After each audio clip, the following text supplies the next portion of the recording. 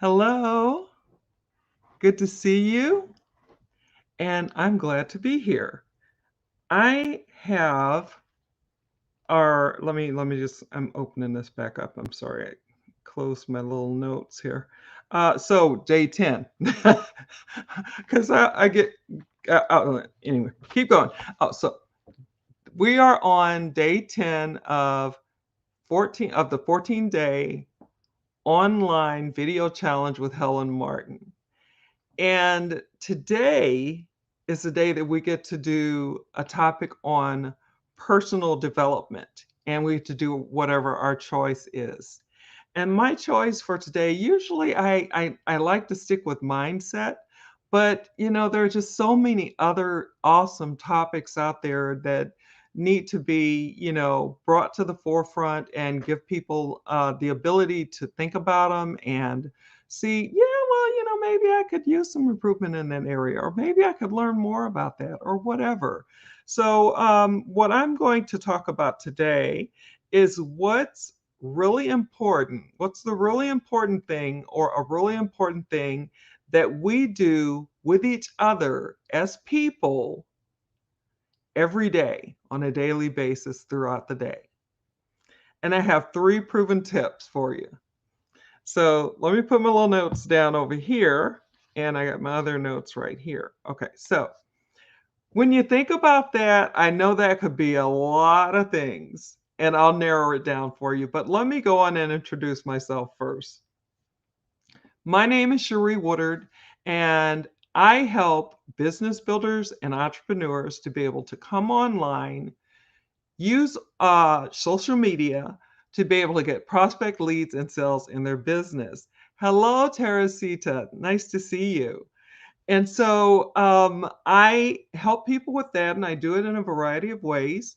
I use attraction marketing, word, I'm sorry, lead generation, video marketing, and branding, as well as other updated and modern trending strategies and tips. So that is what I do, and that is basically how I help people. So, getting to what the topic is that I chose for today, in that question that you're probably going, well, that could be anything. Well, for me, it's communication. Today, I wanted to talk about communication and give you a few tips. And these are things that I've noticed over time, things that, I've listened to my mentors talk about. And I just, I pick up on certain things, and there are certain things that I'm like, yeah, I need to really think about that and listen to myself when I'm saying things. And I'm really critical of what I'm saying and how I say things to people, but maybe I could be even better. I mean, we can always improve, we can always make it better. So, excuse me. My throat is a little dry. So under communication, I have three things listed, and I'll give you those three proven tips shortly. But when you think about communication, what do you think about? What comes to mind? What do you see? Um, and you can be active with me here on this platform. I will answer you later. I will come back and answer whatever questions you have or say hello. So let me know where you're coming in from. I'd love to see that we have people that are worldwide. It's this is just awesome. It's nice, and when I tell people that I have friends all over the world, they're kind of like, yeah, right. But then when I say that to someone online that I'm acquainted with or that I'm friends with, they know what I'm talking about, and they know how awesome that is. And just learning others' cultures and their ways of communicating and things that they do and what their no-nos are and what their, oh yeah, that really works, or that kind of thing, because everybody's a little different. We're all a little different. Our cultures are a little different, and it's just nice to know. So if you let me know where you're coming in from, that's awesome as well. I will get back to you and give you a shout out, whether you're catching this live or whether you're able to catch this on the replay. And so don't worry about that. I will be getting back with you. So let me get back to our topic at hand, which is communication. Now, communication, of course, there's a lot of ways to communicate, and I chose three. Verbal, which is when we speak to someone, and thinking about, you know, people, let's see if I can remember this. Helen says this all the time. Uh, People will always, they may not remember what you say, but they'll always remember how it made them feel, how what you said made them feel, or how you made them feel. So basically, overall, my takeaway is I may not remember what you said, but I'll remember what I felt when you said it. Was it a warm, glow? Was it something that made me feel cold? Was it something that made me feel sad, upset, happy, whatever, that is. And so I like to be able to try to talk and be specific in what I say, and depending on, how I'm doing it. If I'm doing it for levity and we're just wanting to have a good time, we're joking around, then there's one way to talk. And then when you're, maybe you're in a meeting and it's a business, and it's one of those where you want things to be serious, and you want to communicate some information to your group, or deliver a certain amount of type of content. So that's your verbal there. And nonverbals, I remember a long time ago, where I didn't know that if I folded my arms like this, that it meant something to somebody. Because I used to, excuse me, and I'm not trying to brag and I'm not trying to be brash or anything, but I used to wear a size, my cup size was like a G, heading for an H, and I finally ended up, it was just too much for my shoulders and my back and what have you. And so I had all of these marks and cuts and what have you. So I had to actually have a surgery. And after I had that surgery, I still had a tendency, because I used to lift them up and I would just cross my arms. But that to some people can mean that you're closed off. And I didn't know that. I just knew that I needed some help lifting lifting what I had, my load. And so then I would do that.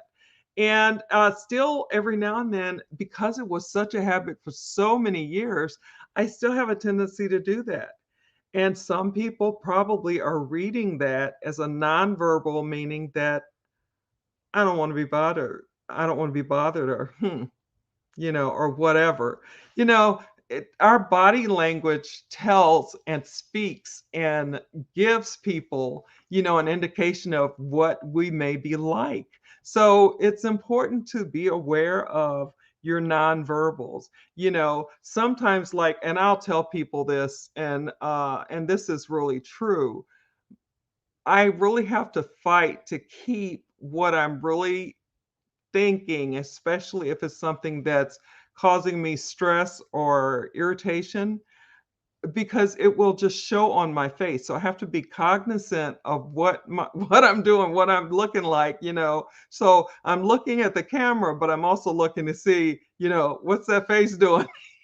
So it's really important to be able to do that. So, because you don't want to give off nonverbals that you really don't intend to give off. Sometimes it's a mistake, sometimes it's the way you really feel, but you don't want to put it out there like that, because maybe, if you had to think about it, it's not really that bad, or it's not really that great, or whatever. So you want to, be aware of that. It's something that I really try to be aware of, and that I suggest. And then this one here, I think, is so, so, so important. This is the last tip, and that is listening. I think that and our one of our mentors, one of our leaders, was talking the other day, and she had said something about listening skills and how important it was to really develop them, and be able to listen deep, and to be able to really understand what someone is saying before you answer, or before you jump off, and you're angry, or whether you need to really understand what that person is saying, or what they're trying to say. And if you can do that, if you truly listen to them and really hear what they're saying, And I mean, really hear, that means just not the surface stuff. It's hearing, the deeper level stuff, the deeper level meaning of what they're actually saying.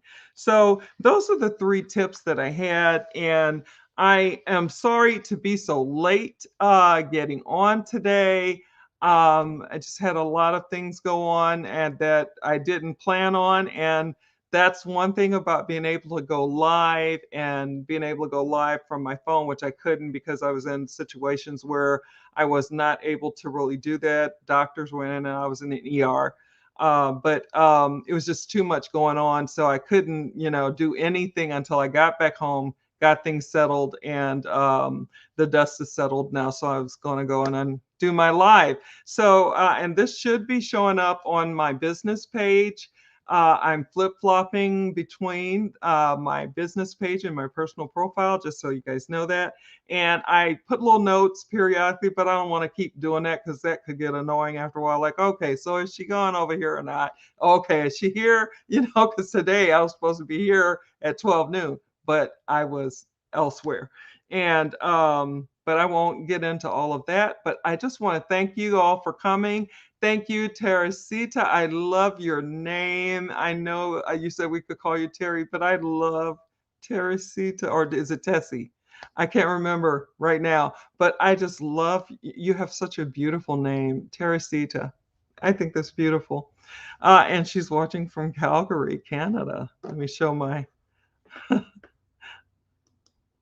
there it is. Yeah, that's such a beautiful name. All right, so basically that is it. I'm going to go on and get off here, and I want to be respectful of your time. And thank you so much for coming. Thank you everyone else for coming. Thank you, and appreciate whatever you got out of this. If you have any questions or you want to go any deeper, you can always direct message me. So I'm going to get out of here. Have a good evening. Take care wherever you are, afternoon, whatever it is for you, wherever you are in this whole big wide world that we're living on, and walking through the stuff we're walking through. We're going to keep it moving, and we're going to be fine. So take care. Talk soon. Bye now.